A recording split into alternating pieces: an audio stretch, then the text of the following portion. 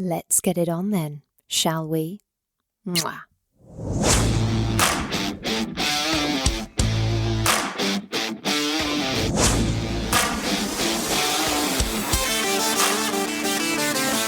Welcome to Sex on the Peach, your weekly hump day dose of everyone's favourite untalked about topic, sex.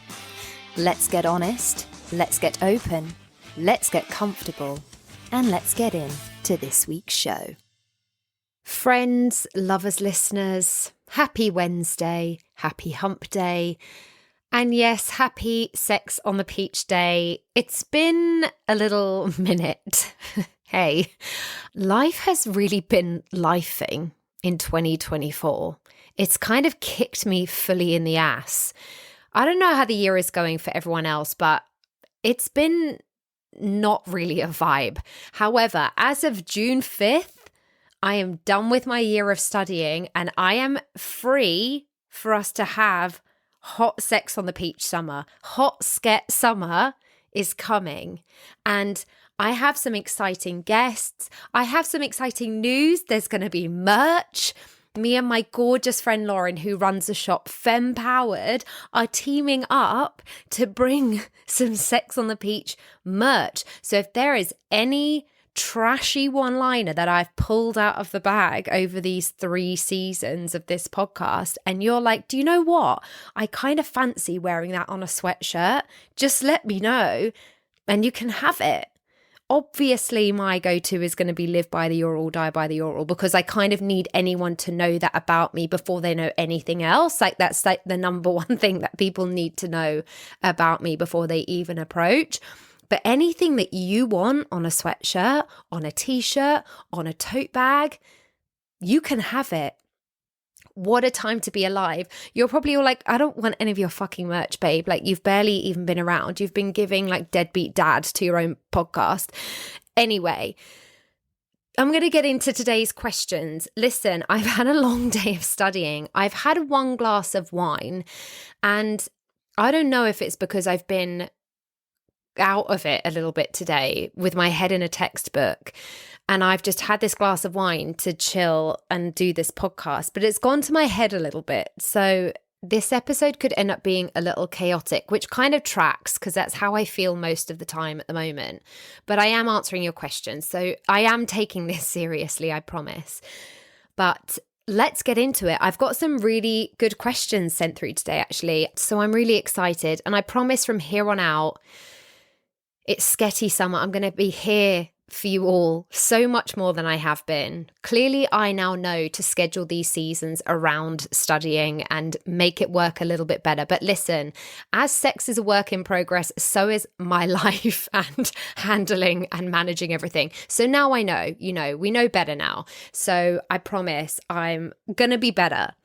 But I'm excited to answer your questions. It's the 5th episode of season 3, which means it's Ask Peach. So let's get into today's episode, Ask Peach 3.0.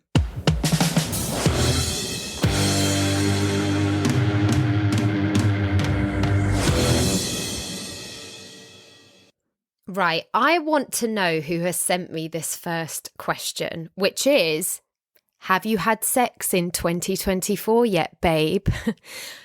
Okay, so for anyone who maybe hasn't listened to the other episodes in this season thus far, I did say, I think it was in the first episode of the season, which was on Valentine's Day, that I hadn't yet had partnered sex in 2024 and that it was giving celibate season 3. I mean, listen, I have solo sex multiple times a day, regardless of whatever else is going on in my life. But yes, I have had partnered sex now multiple times in 2024.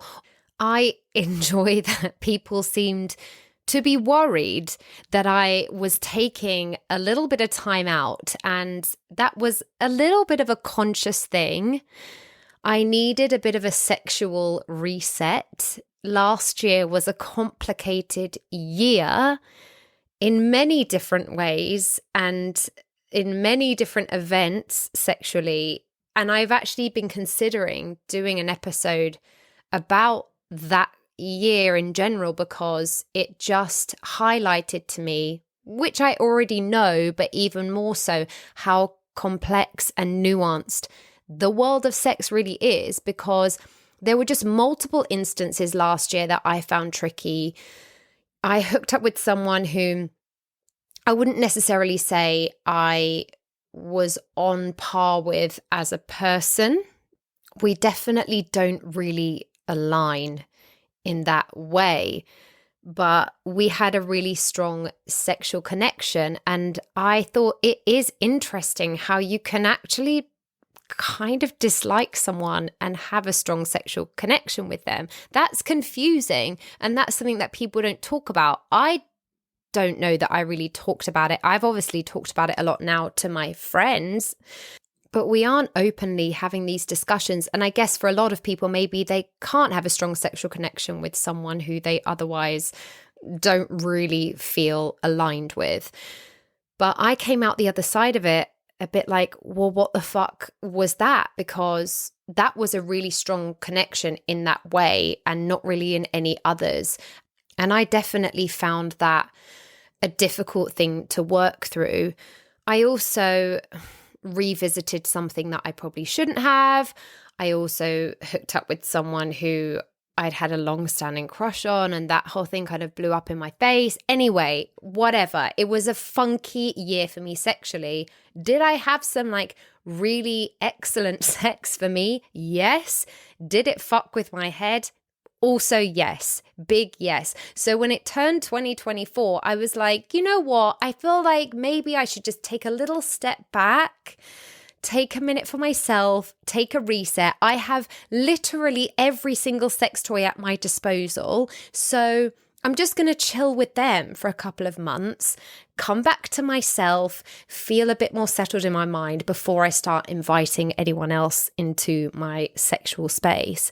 I've been really irresponsible with my sex toys though, because I haven't been charging them. So if one runs out, I've just reached for like the next one. And I'm now onto sex toys that I don't even really love that much. And I need to recharge about 9 different sex toys. Or just hope that Bellessa or Love Honey send me some more clitoral suction toys. If you are listening, that would be great because all of mine are dead. But yes, long story short, I have now had partnered sex in 2024. I'm feeling a lot better in my headspace sexually. I think the reset was good. And I'm not usually one to do that. I've always been very, very sexually active. And my answer to any issue sexually is to just have more sex. And I thought, do you know what? Let's try a different approach. I'm glad I did. I feel a lot better for it. I think that my partnered sex is going to benefit from that. But I will say, I don't know if it's the sun. I'm feeling pretty feral at the moment. So I'm a bit nervous for summer, and I hope that the break doesn't make me more chaotic than I can normally be.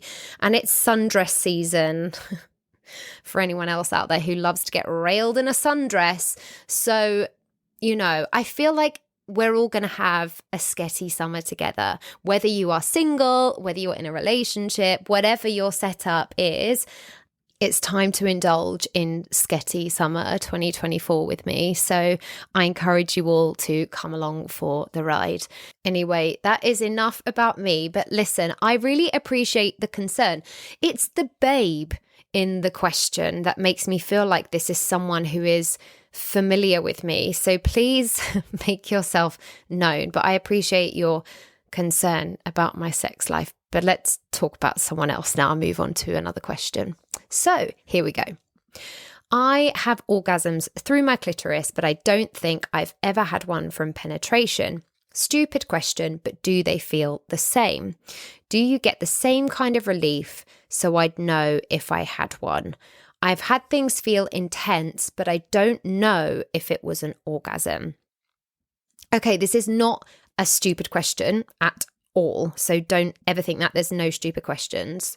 It's actually so common for people to be unsure if they've reached like peak climax or not, especially if it's not feeling the way that you think it's supposed to or the way that you've seen people act out in a film or in porn or whatever. You might feel like you're having a different sensation and think, oh, is that what my orgasm feels like? So it's completely normal to be confused and be like, is this what it's supposed to feel like? Especially, I think, with penetrative orgasms. And if you've listened to me chat my shit before, you will know that I am an 80% clitoral orgasm and 20% penetrative orgasm gal. Like, I lean way more towards clitoral, and generally if I do have a penetrative orgasm, it's because I'm being clitorally stimulated at the same time, which can also be a bit confusing, because if a lot of things are feeling good or intense down there all at the same time, it's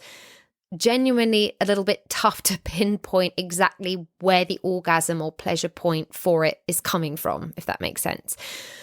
But with the external clitoral orgasms, there's just so many nerve endings concentrated in that small area.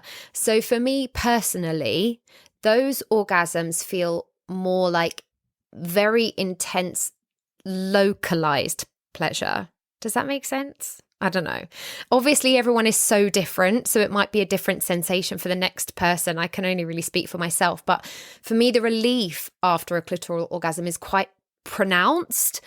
Like, there's a very clear peak of pleasure and then relaxation. That might sound really silly, because I know that orgasms, regardless of where they're coming from, involve a peak of pleasure and then a sense of release and relaxation. But I do feel like there's just a slight difference. It's hard to know how to explain it exactly. For me, I'd say internal orgasms feel a bit more spread out. It's a bit more of a spread out sensation.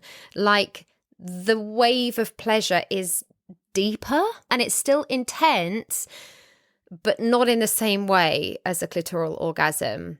And they've both still got that sense of relaxation and satisfaction after, but they've definitely got their own unique flavor, if you will. Again, it's so tough because they will vary so much from person to person, and also from each experience to the next. That orgasm intensity is so variable depending on what the build-up has been, what mood we're in, what time of day it is, all of those things. So it's hard to say, yes, it is, or no, it isn't, because sometimes I know I have orgasms that are way less intense than the next time. But, you know, sometimes you might have that level of intense pleasure, but it doesn't always mean that you've had an orgasm. And I feel like I would say you would know because you've had a clitoral orgasm. So you know what it feels like to feel that peak. So I think that you would know. But during penetration, you might have those very heightened sensations without hitting that actual orgasm peak, which is still really fun and all part of exploring just what your body likes. And as long as you're feeling pleasure, that's all we really want. But if you're curious about exploring your penetrative orgasm more, definitely pay attention to how it feels different with different positions, because some really enhance that G-spot stimulation more than others. Being on top obviously lets you control the angle and the depth, which is a game changer for a lot of vulva owners. Or I know that being on your back but with your legs lifted really far back is quite a solid go-to as well for a lot of people. And I've spoken before about finding my own penetrative orgasm, and it was a lot more like a scientific experiment with my partner at that time than it ever was a super hot and sexy experience. So don't be afraid to ask your partner or partners to work on it with you, because I'd like to think they will want you to explore that side of pleasure. So it's perfectly okay to have those sessions where you're just kind of trying things out and there's no pressure to reach orgasm, but you're just figuring out exactly the little pressure points inside you that start to feel like you're on that path to getting there. And you don't always have to penetrate with a penis. You could use a toy, you could use fingers. Sometimes that's how I find it easiest to find it with a new partner, because even though I found it with that partner after our science lesson, it didn't mean that that was then really easy with every other partner, because every penis owner is different. Their shape, their size, where it leans, everyone's angles are just a bit different. So I found that I have to redo the science lesson pretty much with every partner that I'm going to have continual sex with. And there's nothing wrong with that. Like, sex doesn't always have to be giving X-rated, steamy. You can just play, just get down to it, give things a go and just see what works. Just continue to play. Because once you've got it and you know where it is and you know how to get there, great. It's all a means to a pretty phenomenal end if you want to put the work in. But I think that you will know when you feel it. And I would say, honestly, combining clitoral and penetrative stimulation works fucking wonders. And I find that if you are generally a clitoral orgasm galley like me, that combo really increases the chance of internal orgasm. And you can use your hands, your partner's hands, or a toy to get that dual stimulation. But most importantly, don't get in your head about it. And I know that's easier said than done, but our brain is our biggest sexual organ. So don't stand in your own way by stressing about it, because every person's body is so different and there is no right way, no wrong way to experience pleasure. There's no right or wrong way to figure out how to get to orgasm. It's all play, it's all exploration. So talk to your partner or partners about what feels good and work through it and towards it together, because it's all about discovering what feels best for you and also enjoying the journey along the way. Even if you have one of those science lesson sessions and it's a disaster and it's funny, that's okay. Who doesn't love a funny story? Most importantly, I can't believe I haven't said this till now, don't fake them. Do not fake them. Anyone who is listening, do not ever fake your orgasms. I know I've probably said this 18 million times, but if you fake them, no one ever learns. You're only wasting your own time and any partner's time, because if they think they are putting the actions in place to get you to orgasm and they're like, cool, I'm doing what my partner needs, and they're not, you're only wasting your own time, your partner's time, everyone's time. Ain't nobody got time for fake orgasms. So just play, just explore, get some internal toys for yourself, give it a go, and I think you will know.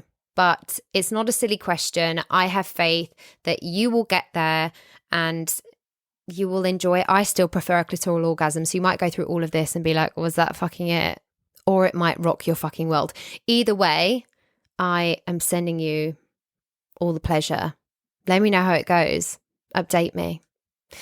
Okay, next question. I've been with my partner for several years and lately our sex life has become stale. We're both busy with work and other commitments and it feels like we've lost that spark. How can we reignite the passion in our relationship? Okay, absolutely. Let's talk about this. So for a start, it is completely natural to feel this way, because I don't know how long you've been together because you haven't specified, but for the first anywhere between 6 months to 2 years, when we are in a new relationship with someone we like, obviously, the chemicals in our body are going fucking nuts. You've got dopamine running wild. You've got oxytocin just running an absolute riot. Everything in our body is out of whack. And we're not taught about this. So often the spark is our chemicals in our body just causing absolute chaos. You've got the pleasure hormone and the love hormone just really giving it hectic combo. But that is what most of us perceive to be the spark. And then when those chemicals stop producing in the same way, we see it as a loss of spark. And that's not me invalidating that you feel you've lost the spark, because I'm going to get onto that. But my point is, when you have been with someone for a long time, there are literal scientific things happening inside your body to feel like that initial spark, you know, those moments where we are having sex all the time at the beginning of a relationship and we do feel a certain way that eases off. It is that honeymoon period thing that we all talk about that does ease off literally chemically. And so it can feel like a bit of a downer when that happens. But what it means is we just need to adjust. But also, the longer we are in relationships, we do get comfortable. We get into our life routine alongside that person, especially if, you know, you live together. At the beginning, you're having to plan dates and make sure we stick to those times, and those efforts are put in. That definitely can go by the way as we become more and more comfortable with our partner. So all of that tied in together can absolutely feel like a loss of spark, can feel a bit stale, but it's also completely natural. So I don't think you need to worry too much. If you still want to be together and pursue this relationship and are both willing to put some effort in, then there is absolutely a way through to the other side of this. Because most of the time when it's the sex life feeling a little diminished, it's more because there's a loss of intimacy. And this is why I often say foreplay is everything. It's the way that we speak to each other when we first wake up in the morning. It's that cup of coffee that you bring your partner because you know it will mean something to them. It's the little flirty text that you send throughout the day. It's getting home and doing a household chore that alleviates them having to do it. It's all of these little bits of effort that we put in to show our partner or partners that they mean something to us and that we are connected to them, connected to their wants and connected to their needs, desires. It's just showing that we are there. It's showing up for them, basically. So it's just showing up for each other and finding those little moments of emotional connection, because building that connection is always just as, if not more important than what happens once you're in the bedroom, once you're in the sheets. So, you know, look at planning some date nights and not just going through the motions of being like, we're going on a date night, so we're going to go to dinner and just be on a date night. You know, it's more about intentionally carving out time for each other, away from the distractions, away from work, away from the other commitments. So you can even get creative with your plans. Maybe that's trying something new that you would both enjoy. Maybe it's going on a mini road trip. Maybe it's just having a picnic together. I don't know what your schedule is like, so I don't want to assume that you've got all the time in the world to do all of these things, but it's just finding little pockets of time to do things together that you both enjoy and that break you out of your routine. Because if your routine is your work hours, your other commitments, and they are things that are set in stone, then you need to find little moments that break you out of that so that you don't just keep rolling with it. And it's hard. I know it's hard, because I certainly this year would not have had time to go on date nights. So I appreciate that it's hard, and having time to spare is a real privilege in this day and age, because God knows we're all working our asses off just to survive. So even if it's setting up a movie night at home, but you are doing it without distraction, you are focusing on each other. Maybe it's setting up an evening with a bottle of wine to have a talk about your relationship, which obviously is something I think that you should do. And if you are feeling like your sex life has become stale, I do want you to be having those conversations. So sit down and make time to listen to each other. You know, no judgments, no distraction. Share what's up. Share how you are feeling, because the more that you are vulnerable with each other, the more that you will continue to build that emotional connection, and that all feeds into the bedroom. And there are, of course, then ways to inject some new variety, some new excitement into your sex life, whether that's switching up what you normally do with a new position, or introducing some toys, introducing some props, whether that's a blindfold or like handcuffs or whatever you are into. Maybe you could sit down and do a yes, no, maybe list and find out all of the things, if you don't know already, that you would be willing to try that are an absolute no. You know, just find out what desires and fantasies you both have. Because if you aren't used to having that level of sexual communication, it is going to feel nerve-wracking at first. But once you start being open and honest about how you are feeling sexually, sometimes just having those conversations about what turns you on can lead to some very steamy encounters, because you might find things out that you had no idea, and you might think, my God, well, I would love to try that. It might open some completely new doors for your relationship. So I would say make the time to sit down and be honest with your partner.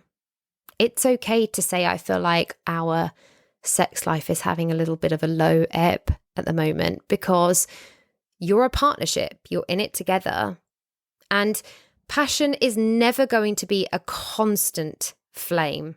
It's more like a flickering candle. So it's very normal for things to ebb and flow over time. Don't worry about that too much, but just be patient with each other and be open to trying new things.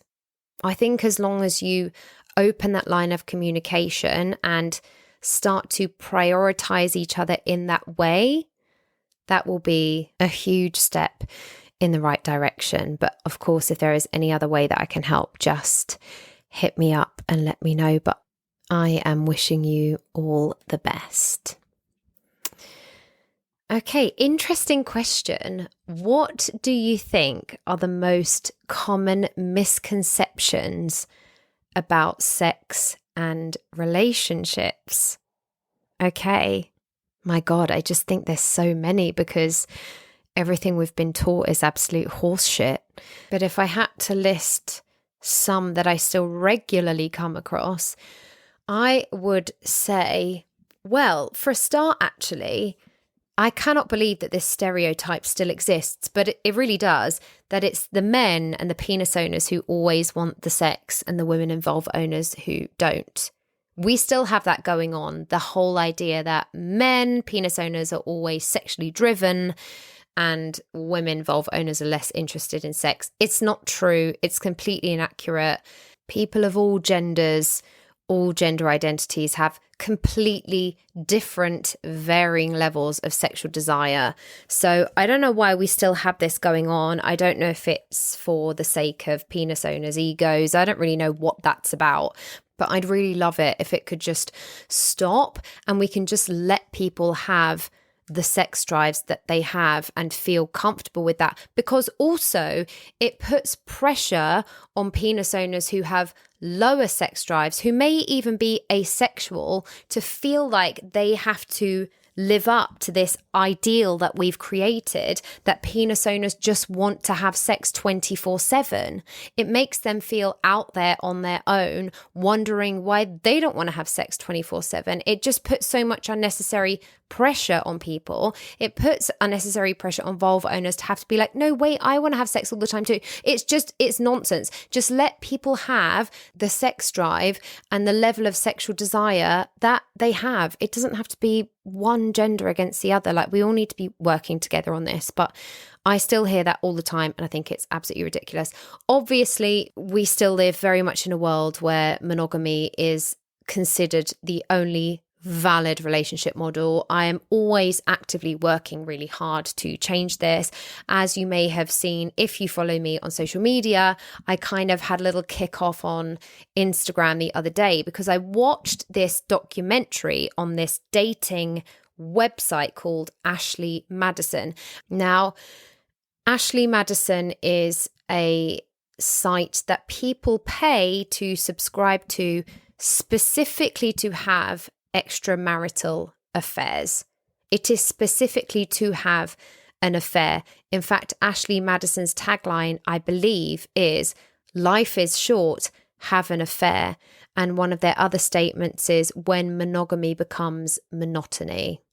Obviously, I love a little bit of wordplay, so I cannot discredit that is not kind of clever.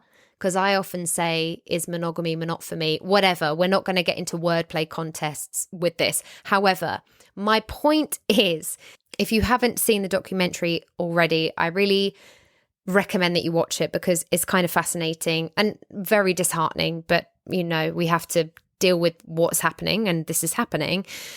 So at the time, they had, I believe, I may have this wrong, but I think it was 30 to 40 million subscribers on their website, and they had a huge data breach and everyone's details got leaked. So everyone who was on there seeking out these affairs, everything got breached. So it ruined many, many people's lives, many, many people's marriages because their spouses were finding out that their partners were paying to have affairs. This whole thing was an absolute shit show, but the website is still running today. Despite the fact that there was a data breach, people are like, nah, still sounds good to me. And they currently have between 70 and 80 million subscribers. There are 70 to 80 million people in the US paying to have an affair. But please come and tell me that monogamy is the only valid relationship model, because I'm going to say it's clearly not working for a lot of people, because not only are people having affairs, they're paying to do it on a website where they could get caught. So people are not even trying anymore. So I'm going to say, whilst monogamy works for some people, it is clearly not the only valid or the only healthy relationship model. And I get monogamy thrown in my face a lot because I speak out a lot about there being other forms of relationship models, whether that's an open relationship, whether that's polyamory, whether that's whatever form of consensual non-monogamy you want to live through in your relationship. But these are all ways to live that can be fulfilling and sustainable for the people involved in these relationships. And I get a lot of backlash for that because people don't want to hear it. They still want to live by these old-fashioned ideals, by this mononormative society, that is the way that we should be living. And it's clearly not working for a lot of people. And I don't think I've ever had an example quite so savage as the Ashley Madison website to prove that it is clearly not working for a lot of people out there, to the point that they are paying to not do it. So that for me is one of the biggest misconceptions that we are still living very heavily in this day and age. And I will continue trying to talk about it and open people's minds and hope that I don't want to turn people against monogamy. I just want people to know they have options. And then you can look at all your options and choose what works best for you. Anyway, let me think of another one. A common misconception towards me is that because I talk about sex, very openly and very publicly, that must mean I'm into absolutely everything sexually in the world. And that couldn't be more wrong, because I'm not. Obviously, anyone who listens to me regularly knows I've got some real non-negotiables on the list, but people automatically assume that I'm the kinkiest thing to walk the earth, and I'm really not. I'm definitely more a sensual gal who likes some exploration. But yeah, I get that a lot. People assume that I am just into absolutely anything in the sexual universe, and I think they'd be a little bit disappointed. Oh, I just thought of another one. This actually still comes up very frequently, and obviously given that I am literally advocating to be the queen of communication, it doesn't bode well that talking about sex ruins the mood. Why were we ever taught this? I need to know, because open, honest communication about sex is fucking awesome, and it is also essential if you are going to have a long-term healthy and satisfying sex life. How are people having sex without talking about it? I need to know. Because are you really just going in blind to every encounter? Because my opinion is you can never know sex. You can't solve sex, because every single person on this planet is different. So if I ever refer to myself in a way that makes me sound like I know what I'm doing as a lover, it's only because I know how to talk about it and how to listen to another person and how to pay attention to another person in that way. But I wouldn't assume that I just know what I'm doing if I was going to go into a sexual encounter with someone tomorrow who was completely brand new to me, because they might react completely differently to the last person that I had a sexual encounter with. How are you all doing it without talking about it? And what is ruining the mood? Have you tried talking about it and it's ruined the mood? And if so, why? I don't even know who I'm asking this question to. It's because I hear it quite a lot, that when they ask my advice, obviously I don't like the word advice, when they ask my thoughts on sexual situations and my go-to is talk about it, I do still get, oh, won't that be a bit uncomfortable as a response? Well, yeah, it probably will be a little uncomfortable, especially if you've never had a sexual conversation before. But it shouldn't ruin the mood. Like, talking about sex shouldn't ruin the mood, especially if it's a conversation to figure out what each other likes or what brings the other person pleasure. Like, that's only a positive thing. Like, if anything, it should enhance the mood, no? But yeah, I do still hear that a lot, and I will actively keep trying to move us into a space where that isn't the case anymore, because it certainly shouldn't ever ruin the mood. And if I ever hear anyone say that asking for consent ruins the mood, I will obviously be throwing this microphone out of the fucking window. But yeah, talk about it. It does not ruin the mood. It's fucking sexy. It's hot. So get those sexy conversations happening, babies. Maybe that's it. Oh, actually, one more. That great sex will mean a great relationship, because if my experience from last year that I spoke about earlier on the podcast is anything to go by, you all need to know that's not true. Anyway, there's some misconceptions for you. Next question. My partner likes to give me head, but I'm really sensitive down there to the point it's almost painful when my clitoris is touched.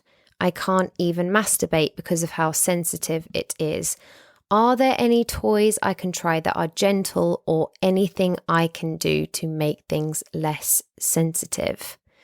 We all have such different sensitivity levels down there, but I'm sorry to hear that it is painful. I really hate that for you. But in terms of things that you can try, Are you using lube? Maybe you already are. That's the thing. I don't know what you've tried already. So I'm just thinking off the top of my head what I would suggest, because are you already using lube? Because if you are not, I would definitely try that. I would definitely try using a water-based lube, whether that's to your clitoral area or whether that's to a sex toy that you might want to try using on it, because it will at very least reduce friction and discomfort in that way. And if you aren't using, well, even if you are, or if you aren't, make sure that you are choosing a lube that is hypoallergenic and also glycerin free, because that will minimize any risk of irritation or allergic reaction. So if you aren't using lube, please do give that a go.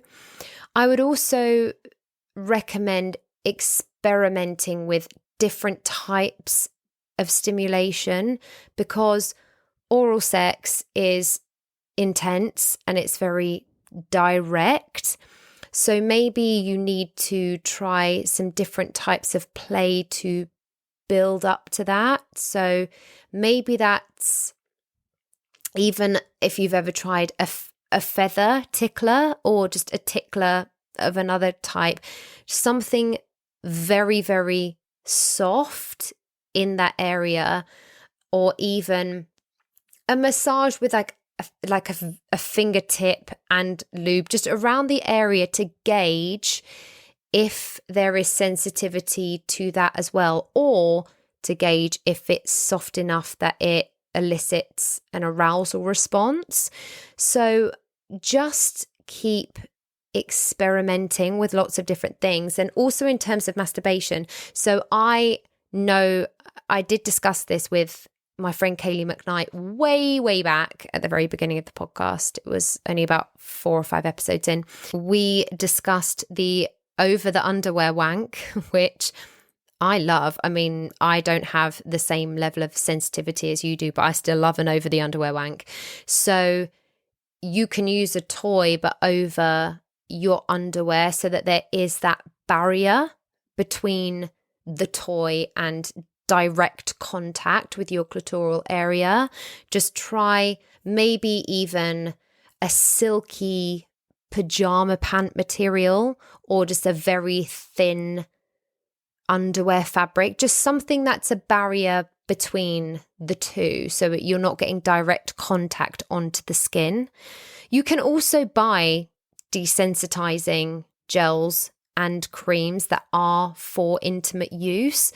I don't know if that's something that you want to try, but if it is, they are available and they can temporarily reduce sensitivity in our intimate areas. But I would talk with a healthcare provider probably before going down that route, because I always think products that we're using in that area, we have to proceed with caution, make sure we know exactly what's in them. As we know, I'm very, very hot on sexual health and sexual well-being in our genital areas. So please do consult someone who works in that area before trying them, but it is an option. It is there. And if you want to continue trying with toys, which I think is a great idea, because I think, you know, we can set them at the level we feel is good or that we like.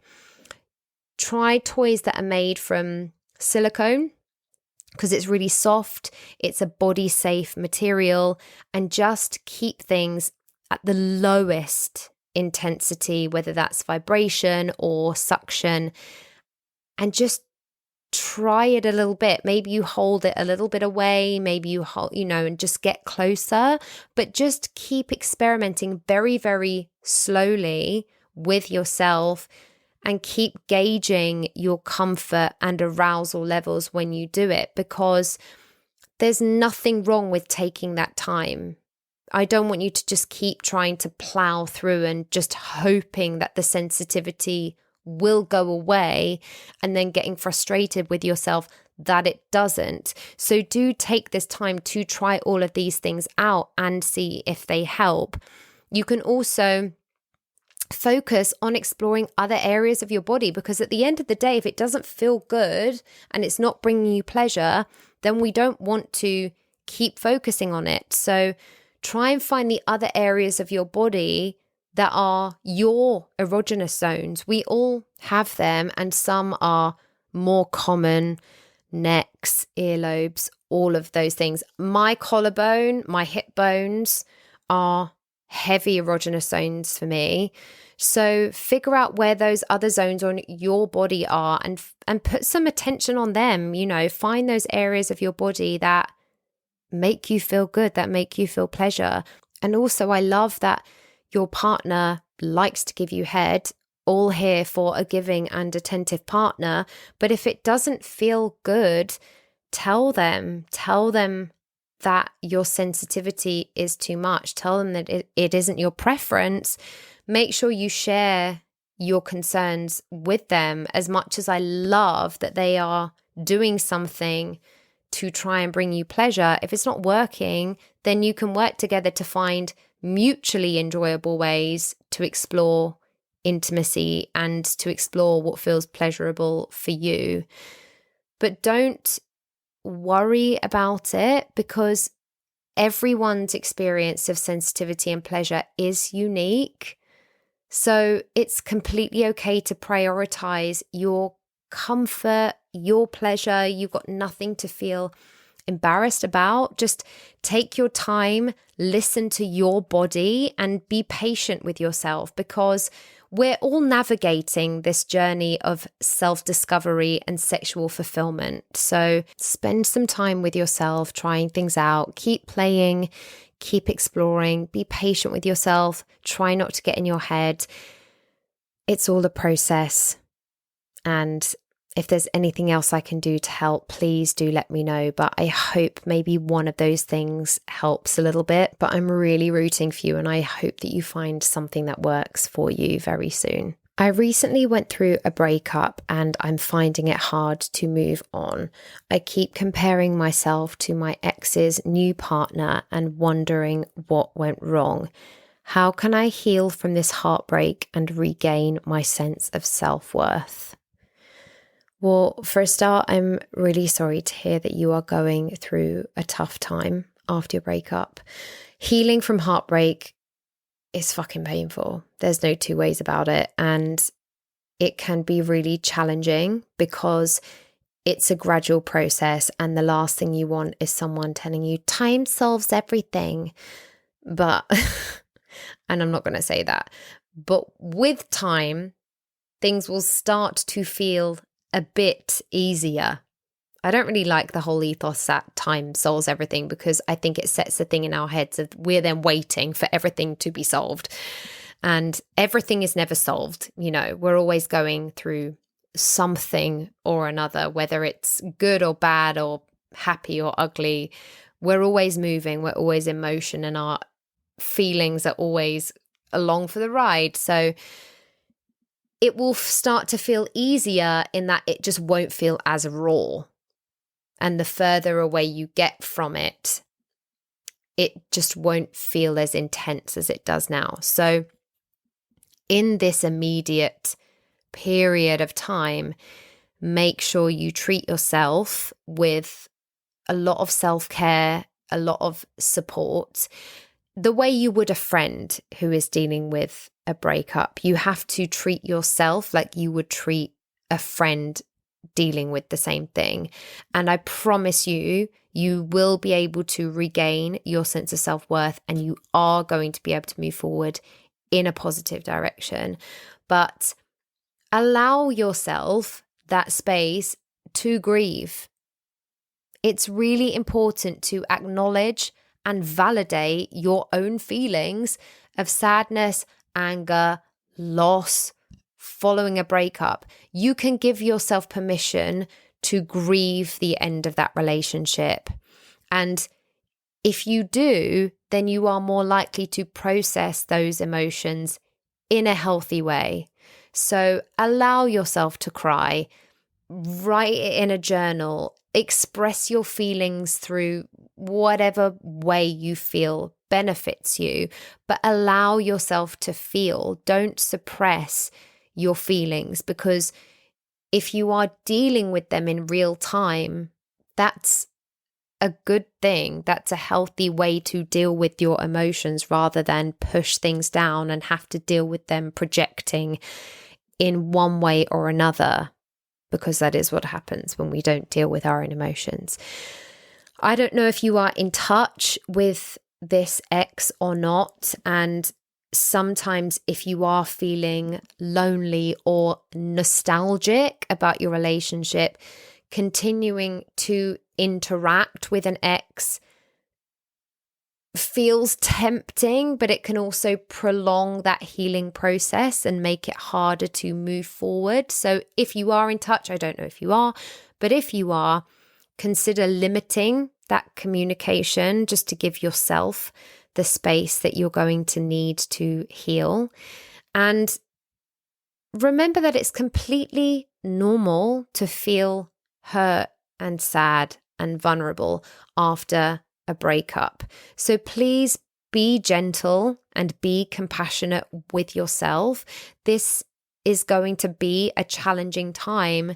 So just remember to keep reminding yourself that you deserve love and kindness and understanding and all of those good things. Where you can, try to do things that nurture your well-being, whether that's physical, emotional, mental. So what makes you feel good? If you enjoy exercising, if you enjoy meditating, if you enjoy spending time in nature, take all the hot girl summer walks that you desire. Just keep engaging in daily things that you enjoy and that make you feel good, because you are putting time into yourself. You are feeding yourself. And that is one of the ways that we cultivate self-worth, is showing up for ourselves in that way. Because it's so common to experience self-doubt and negative self-talk after a breakup, especially if there is a new partner to compare yourself to. I hate that you are doing that, so please don't do that, because comparison, as we all know, is a thief of joy. There's no point doing it. There's just no point. You are upsetting yourself for no reason, which makes it sound like it's not valid. And of course, I don't mean that. The way you feel is completely valid, but I just don't want you to do that to yourself. So please challenge those negative thoughts. Please replace them with balanced and compassionate self-talk. Don't put yourself down. Remind yourself, even if you write it down and read it every day, remind yourself of your strengths, your qualities, your accomplishments, just all the things that you can look at and go, they are the things that make me feel confident. Focus on rebuilding your self-esteem that way. Remind yourself of the fucking bad bitch that you are. I think that's what we say these days, isn't it? You know, you have amazing qualities. There's no point comparing ourselves to other people, because we all have great things that we bring to a table. And so does everyone else. But whatever someone else brings to the table doesn't diminish what we bring to the table. So focus only on what you bring to the table and don't worry about what anyone else is bringing to the table. This is like a real opportunity to look at your values, your goals, your aspirations, and consider what you want for yourself, for your future self, independent of that past relationship. Spend this time investing in you, in activities, in pursuits that bring you joy, that bring you fulfillment, that bring you a sense of purpose, whether it's a new hobby, whether it's doing something new with your friends, whether it's a solo travel, whether it's volunteering, whether it's studying something new. Just use this time and this opportunity to focus on yourself in a really positive way. And when you find your mind drifting to him to them, try and take yourself out and bring it back to yourself. Don't waste your moments on them when you can be putting them into yourself. I don't know if you are in a place of following them on social media, looking at them on social media. I know that I can be an absolute sleuth on social media if my friends need me to. I will find anything. But when it comes to myself, if I have to be, I can be really strict with myself because it feels like self-torture to look at things, to actively seek out things that might hurt me. So don't do that to yourself. So if you are looking at them on social media and that is a way in which you are comparing yourself, take a break from social media or unfollow them, mute them, block them, just minimize exposure to any content that may upset you in any way. Because comparing ourselves to people on social media, it really exacerbates feelings of inadequacy and self-doubt. And social media is nonsense. I literally posted something the other day about a vacation I just took, and I had a great time on the vacation, but there's all these pictures of me on a beach. But let me tell you, the year up until me going on that vacation had been pretty fucking miserable. It's all a highlight reel, so don't waste your time on that, comparing yourself, making yourself feel sad. Just take yourself out of it. It's self-torture. It's not worth it, I promise. Curate an online environment that just promotes positivity. I've tried so hard to cultivate my explore page to just be interior design and dogs, and let me tell you, it is worth it.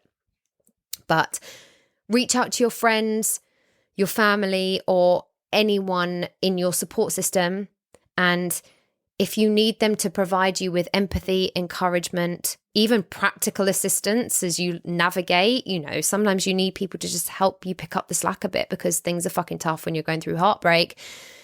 Reach out to them and tell them, lean on your support system. That's okay. That's what they're there for. That's what we're here for, to be there for our friends, for our family through the good times and the bad. So just share your feelings and let them know that you are comparing yourself, that you're feeling shit from it. Because if you can share those feelings and you receive validation and support from those other people who know what you're going through, that's only going to be a good thing. So don't feel embarrassed or ashamed to admit that that's where you are at the moment. And just be patient with yourself. You are going to emerge from this, I promise. Probably stronger, because I think once we go through a really bad heartbreak, we do just come out stronger. Or harder, I'm not even too sure. But every little small victory, every little small milestone you hit along the way, celebrate it, give yourself a pat on the back, buy yourself a treat, give yourself a celebratory glass of wine, whatever. Just keep doing what you need to do to feel good for yourself. Choose yourself. Put yourself first. Just actively choose you, because there are going to be ups and downs, of course, along the way. There's going to be better days, there's going to be worse days, but every time you choose yourself, you are closer to reclaiming all of that sense of self-worth. So just allow yourself the time, allow yourself the space that you need to heal. Remember that you are deserving of love, of happiness, of fulfillment, however you get that, whether that is in a romantic relationship, whether that's in your friendships, whether that's in your work, but you are deserving of it, but you are deserving of it most from yourself. You've got this, and I've got you too. Okay, last question for today. I've been thinking about starting therapy, but I don't know where to start looking for therapists in my area.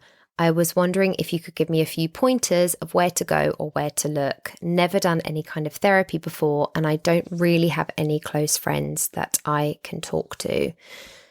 Well, listen, starting therapy is a significant step towards improving our mental health, our mental well-being. So I'm really glad that you are considering it if you feel that that's something that you need right now. finding a therapist is such a personal process. So I'm cautious to say too much, but I will give some guidance the best way that I can. I would definitely look at online therapist directories, because the BACP, which is the British Association for Counselling and Psychotherapy, websites like that allow you to filter location, speciality, preferred therapy modality, because you may want to look at CBT, you may want to look at person-centered. There's so many different types of therapy. So I think it's definitely worth doing a little research and seeing what you think might be best for you, and then using a directory to filter that in and see what comes up in your area. Obviously, we have the NHS. I don't want to say too much, because the mental health side of the services provided by the NHS can sometimes be a little sketchy, which I actually fucking hate throwing any shade on the NHS, but it's just because they're overworked and badly run. But there are NHS services, but again, you would need to look at what they are in your area. So you would need to do that little bit of research.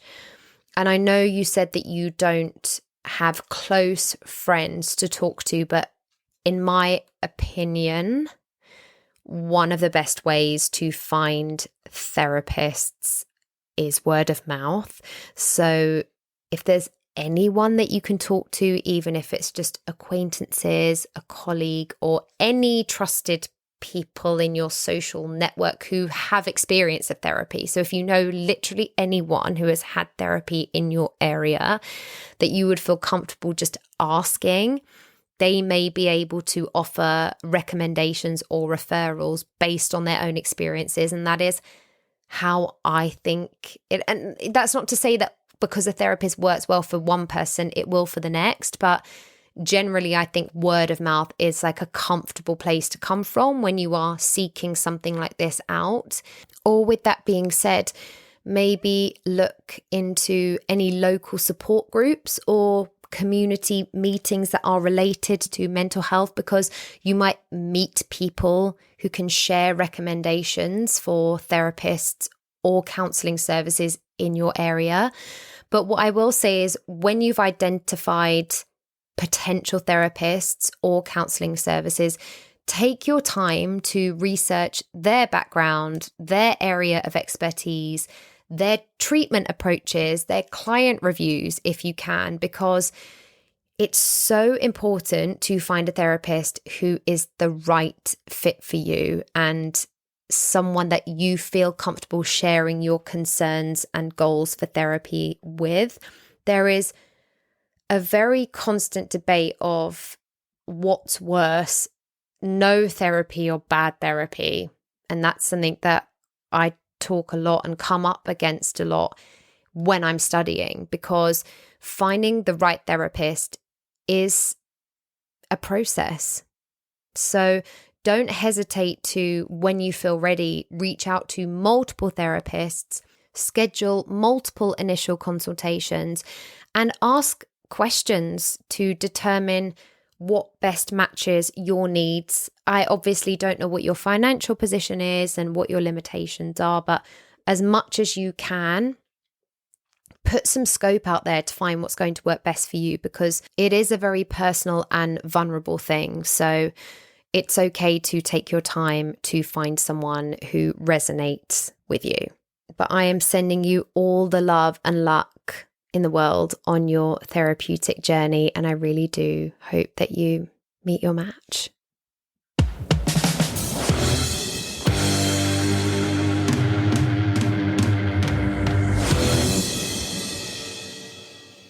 Friends, lovers, listeners, thank you so much for tuning in with me today for this season's Ask Peach.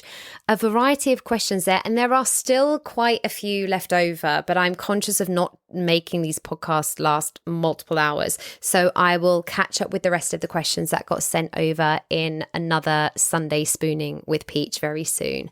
But as I said, come June 5th, the madness is over. Sketty Sex on the Peach Summer is happening. And my next episode is going to be with a very special guest. She's a good friend of mine. She just appeared on a dating reality TV show, and we are going to be talking about all of the things. If you want to see it, it's called Love Triangle, and that episode will be airing in 2 weeks today. So you've got a little bit of time to watch all 10 episodes. But if you have any questions that you would like me to ask Kelly about what it's like to be on a dating reality show or anything related to that space, please do start to send your questions over to the usual link, and I will make sure to ask her when we record our episode. But I can't wait to delve into that conversation, and I hope that you enjoy listening to it as much as I enjoy having it. But thank you so much for tuning in with me today. And for now, thanks for coming. Thank you for tuning in to Sex on the Peach today, and I hope that you enjoyed this week's episode. You can find and follow me on Instagram, YouTube and TikTok at Sex on the Peach Cast, and you can also get in touch with me at sexonthepeachcast@gmail.com. Please do continue to like, share, subscribe, rate and review wherever you listen to your podcasts, and I'll see you next week. Love, Peach.